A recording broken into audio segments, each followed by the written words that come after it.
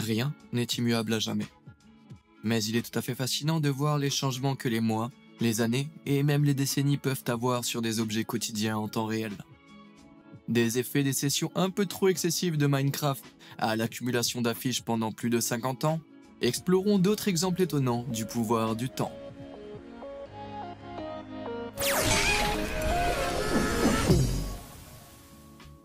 Comment savoir si votre coiffeur local est vraiment bon? Au lieu de regarder les décolorations et les coupes fraîches, essayez de regarder les zones chauves qu'ils ont creusées dans le sol. Ce coiffeur a manifestement travaillé autour de ses clients pendant tellement d'années qu'il a progressivement usé un cercle autour du sol de son fauteuil. C'est un problème endémique à de nombreux barbiers. Qu'il s'agisse de stratifiés, de linoléum ou même de tôle, les coupes et les déplacements incessants font que la plupart d'entre eux laissent ces petites auréoles d'usure et de cheveux dans leur sillage.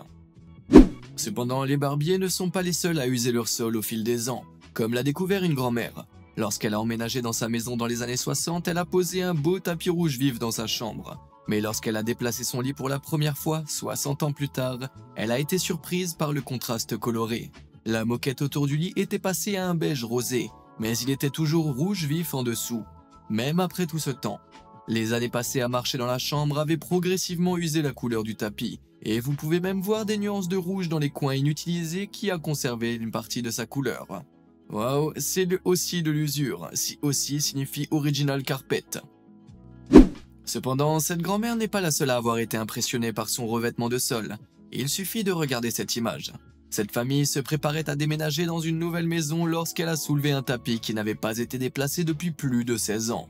Si la famille a clairement donné du fil à retordre au bois dur autour du tapis, le soleil a également joué un rôle dans la décoration de ces sols.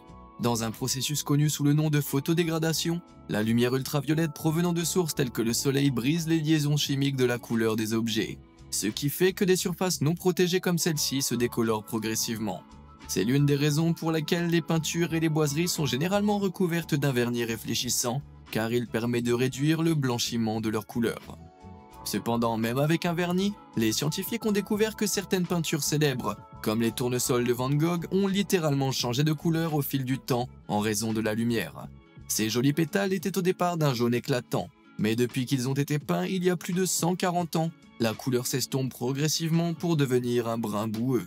En effet, les colorants riches en sulfate utilisés dans les peintures des années 1800 absorbent les rayons UV comme une éponge, ce qui oxyde les produits chimiques contenus dans la peinture et lui donne cet aspect rougeâtre sur la toile.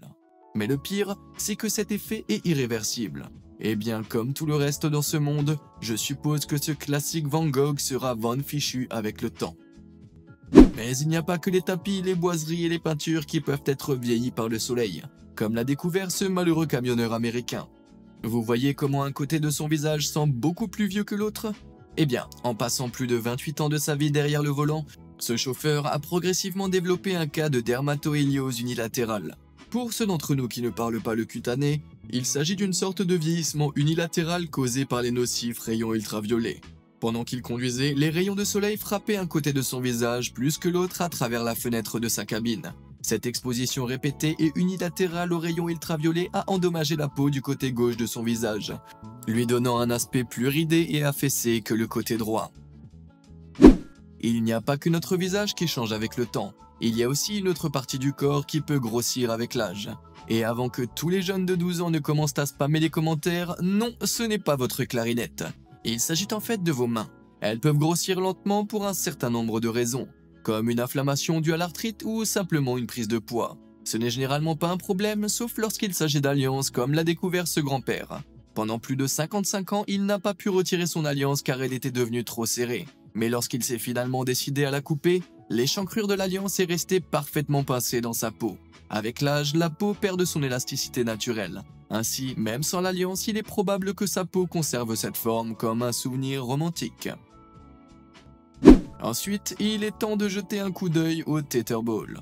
Pour ceux d'entre vous qui n'y ont jamais joué, le Tetherball est un jeu où les joueurs frappent d'avant en arrière une balle attachée à un poteau par une longe. Habituellement, la balle est attachée à l'aide d'une corde, mais dans ce cas extrêmement difficile, la balle est attachée par une chaîne métallique.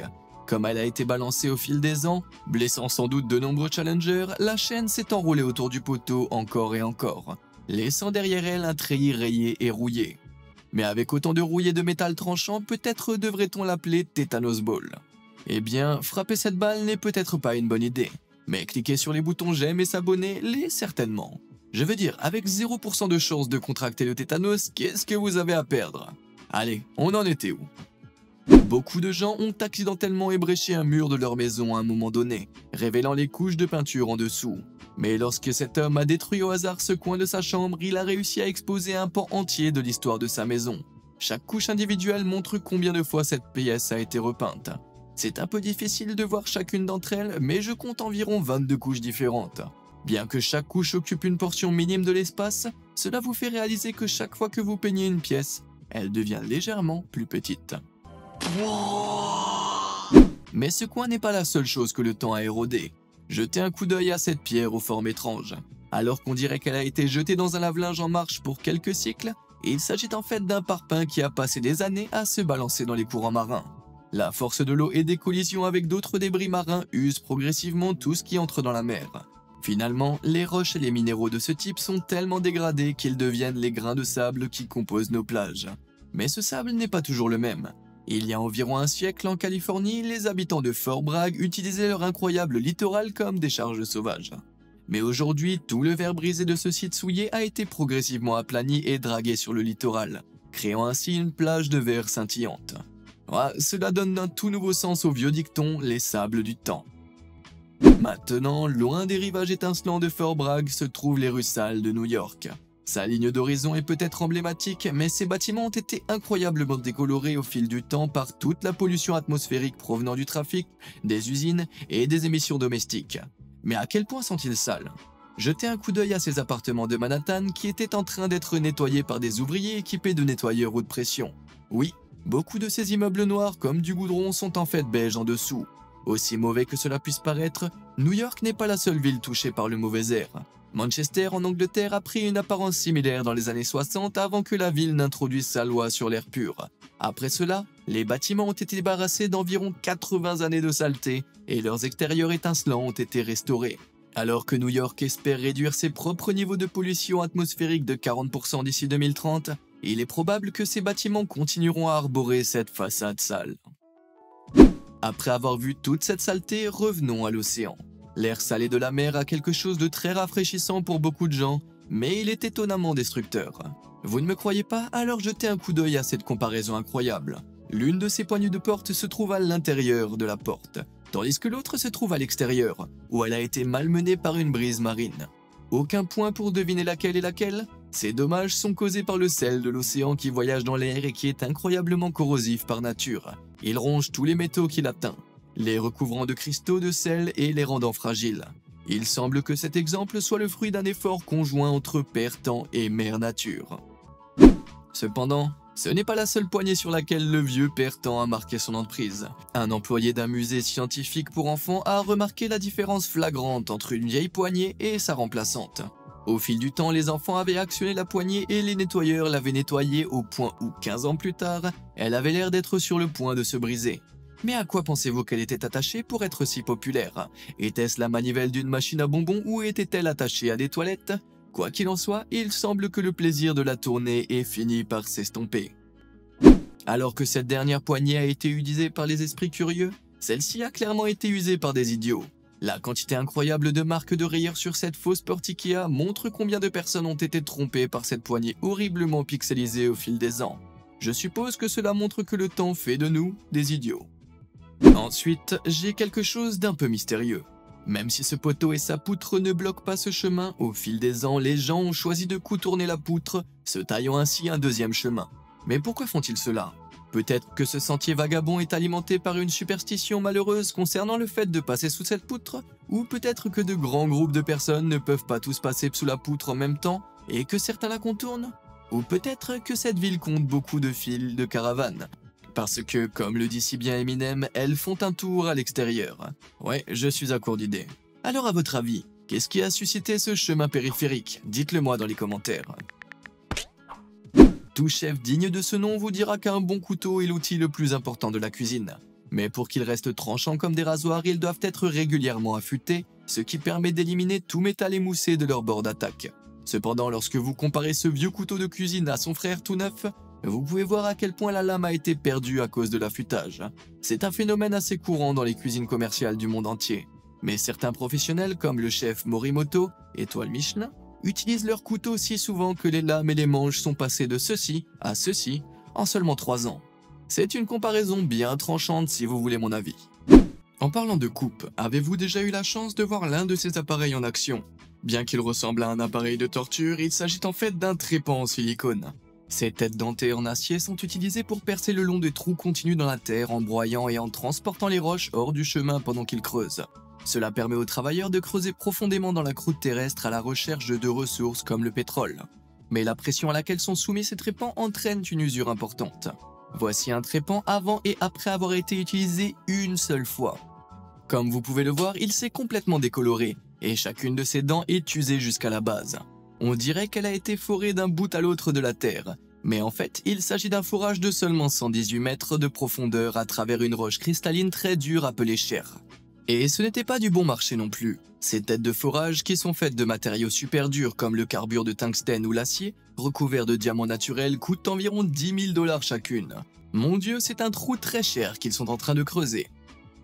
Si beaucoup de choses s'usent avec le temps, d'autres s'accumulent comme les couches de peinture en spray sur les murs de Doornroosje, aux Pays-Bas, un tel graal de l'art du graffiti. Cet endroit a servi de temple de la renommée pour les artistes de la peinture à la bombe depuis les années 70. Et après plus de 40 ans, la peinture s'est tellement accumulée qu'il est possible de décoller certaines parties du mur, révélant ainsi des coupes transversales de toutes les années de couleur au-dessous. En partant du principe que 2 ou 3 nouvelles couches de peinture étaient ajoutées chaque année, cette coupe transversale date d'environ 1984. Mais pourquoi pensez-vous que le rose a pris tant de couches vers 2001? Quelqu'un a-t-il essayé de peindre par-dessus le graffiti ou a-t-il écrasé un bubblegum sur le mur? À votre avis, de quoi s'agit-il? Dites-le moi en commentaire. Mais ce ne sont pas seulement les bombes de peinture qui sont devenues populaires dans les années 70. C'est l'époque où l'affichage en masse de prospectus et de factures comme forme de marketing faisait fureur. Et cette révolution du flyer ne s'est toujours pas arrêtée. Comme le montre ce poteau révélant que la majeure partie de sa circonférence toujours croissante était constituée d'innombrables couches de flyers. Si l'on considère que les gens ont collé de nouveaux prospectus sur les anciens au lieu de les remplacer, il est possible que des réclames datant des années 70 et 80 se trouvent au cœur de ce poteau. Cela signifie qu'il pourrait y avoir 50 ans de papier sur ce dernier. Mec, comme le temps passe et réclame. Il est important de faire une bonne première impression au travail. Mais ce type semble avoir pris ce conseil un peu trop à la lettre. Le badge de cet employé Amazon était conservé dans sa pochette en plastique depuis un peu plus d'1 an. Même si elle était protégée, la carte non plastifiée a été pressée contre le plastique et a progressivement transféré l'encre de la photo sur la pochette, laissant derrière elle cette image fantôme incroyablement effrayante. Avec tout l'argent qu'elle gagne, je pense qu'Amazon peut se permettre des badges de meilleure qualité pour ses employés. C'est aussi clair que cette photo. Mais en ce qui concerne les travailleurs, rien n'est comparable à la main-d'œuvre bien huilée de beurre. La plupart de ces chauffeurs de l'économie parallèle travaillent à temps partiel, à raison de 10 heures par semaine en moyenne. Certains chauffeurs à temps plein travaillent 35 heures par semaine, mais il y en a un qui semble faire plus d'heures que ça. Ce chauffeur Uber est assis au volant depuis si longtemps que son coude a creusé un énorme sillon dans la console centrale. C'est une usure très spécifique, mais je parie que s'il place son bras ne serait-ce qu'1 centimètre de côté, il ressentira vraiment ses fissures. Grâce à la technologie sans contact, je me souviens pas de la dernière fois où j'ai utilisé des pièces pour payer quelque chose. Cependant, si je gardais toutes mes pièces dans mes poches pendant les 60 prochaines années, il y a de fortes chances qu'elles finissent par ressembler à ça. À la vue de cette très faible silhouette, vous pouvez presque deviner que ce jeton brillant est en fait un vieux dollar en argent. Il appartenait au grand-père du redditeur Corey DH11, qui affirme que le vieil homme avait la pièce dans sa poche depuis 1952. Apparemment, il avait commencé à la porter par sentiment après avoir quitté l'armée cette année-là, et elle est devenue un excellent sujet de conversation. Mais en 2013, la pièce, qui avait été bien frottée, avait perdu la plupart de ses détails, si bien qu'il était impossible de distinguer les têtes des queues. Je suis toutefois plus impressionné par le fait qu'il ait réussi à conserver un objet aussi petit pendant plus de 60 ans. Je ne sais pas pour vous, mais moi je perds des choses comme ma carte de crédit toutes les 2 semaines. Maintenant, voici une marque de dévouement qui va vous faire chaud au cœur. Il s'agit d'un banc appartenant à un propriétaire de chat aimant et très compréhensif, dont le gentil félin se penche régulièrement pour gratter un seul des pieds en bois. Rien qu'aux petites griffures, il est clair que cette destruction ne s'est pas faite du jour au lendemain. Et il s'avère qu'il aura fallu 10 ans de griffes assidues pour réduire le pied à ce mince moignon. On se demande combien d'échardes ce chat a reçu au cours de sa décennie de détermination destructrice. Et il n'y a pas que les chats qui peuvent laisser des traces sur vos affaires comme sur votre cœur. Dites bonjour à Cobb, un très bon chien qui est gardé dans l'arrière-cour lorsque ses maîtres sortent. Mais à chaque fois qu'il entend leur voiture revenir, il se précipite vers la porte arrière et tape des pattes en signe d'excitation, un peu comme ce type. Oh, et comme si ce n'était pas assez mignon, Cobb est tellement dévoué à sa petite routine de claquettes qu'au fil des ans, il a lentement usé les parties du tapis sur lesquelles il danse. C'est tellement adorable. Non, je pleure pas, c'est vous qui sanglotez. Certaines personnes ne peuvent pas résister à l'envie de caresser un chien, même si c'est sur une plaque comme celle-ci. Ce relief de bronze se trouve à la base de la statue de Saint Jean de Népomucène à Prague. Mais le bronze contient du cuivre qui s'oxyde lorsqu'il entre en contact avec l'air. Cela produit une couche de crasse vert brunâtre qui protège le métal de la corrosion. Mais malgré la saleté, les touristes ne peuvent s'empêcher de caresser l'image, qui selon une superstition signifie qu'ils reviendront un jour à Prague. Mais les années de caresses superstitieuses ont éloigné la saleté oxydée, laissant ce garçon de bronze super brillant. Mais toutes les caresses superstitieuses ne sont pas aussi saines. Par exemple, ce pauvre type du parc national de Zion dans l'Utah a eu la poitrine usée à cause des fripouilles qui touchaient ses tétons. Et cette statue malheureusement caressée se trouvait à Munich et a été frottée par des touristes souhaitant avoir de la chance en amour. Mais je parie qu'ils avaient l'air de vrais saints pour eux. Mais toutes ces sculptures de bronze ne se ressemblent pas, comme l'a prouvé Giuseppe Pennone en créant cette œuvre d'art en 1968. Elle porte le nom de Continuerà de crescere tranne nel punto, ce qui pour tous les non-italiens se traduit par « il poursuivra sa croissance sauf à ce point ». Giuseppe a fait un moulage de sa propre main en bronze et l'a attaché au tronc d'un jeune arbre. Pendant plusieurs décennies, l'arbre a continué à grandir et à s'épaissir. Mais comme le nom de l'œuvre le suggère, il ne peut pas dépasser la prise de la main de bronze de Giuseppe. Maintenant, on dirait que la main étire l'écorce avec ses doigts. Il a peut-être fallu plus de 30 ans pour la produire, mais je pense que nous sommes tous d'accord pour dire que cette pièce est intemporelle. Tous les arbres ne poussent pas comme l'homme le souhaite, comme l'ont découvert les pauvres propriétaires de ces objets. C'est comme si les arbres avaient lentement avalé chacun de ces derniers. Mais alors qu'ils ont tous l'air d'avoir pris un petit encas, c'est un processus qui a duré des décennies. En vieillissant, le tronc d'un arbre est de plus en plus épais, qui se développe en suivant la voie de moindre résistance, et qui est généralement vers le haut et vers l'extérieur. Mais s'ils rencontrent un gros objet sur leur chemin, ils ne peuvent pas simplement se faire pousser les jambes et déplacer vers un autre endroit, ou dans le cas du panneau, le secouer. Pour grandir, ils doivent donc progressivement contourner, dépasser ou même traverser des objets solides, comme cet arbre qui n'a pas voulu envelopper une clôture, mais qui l'a traversé de part en part, laissant ce motif de grillage entrecroisé dans son tronc. Quelqu'un veut faire une partie de Morpion? Maintenant, je sais que certains d'entre vous vont dire qu'il n'y a rien de plus top que Minecraft. Le jeu d'aventure en bac à sable super fun est le jeu vidéo le plus vendu au monde à ce jour. Mais aussi populaire qu'il soit, certains, comme le propriétaire de cet iPad, y jouent manifestement beaucoup trop. Ces taches en forme d'arc-en-ciel ne sont pas des taches de saleté, mais des taches de distorsion de pression à l'écran. Cela se produit lorsqu'une pression répétée ou soutenue sur un écran tactile en verre comprime l'écran à cristaux liquides, ou écran LCD, situé en dessous. Le déplacement de ces cristaux entraîne un changement de la couleur qu'ils reflètent, et plus la pression est forte, plus ils ondulent, comme ici. Donc cet enfant a appuyé sur les boutons de Minecraft beaucoup trop fort, ou pendant beaucoup trop longtemps.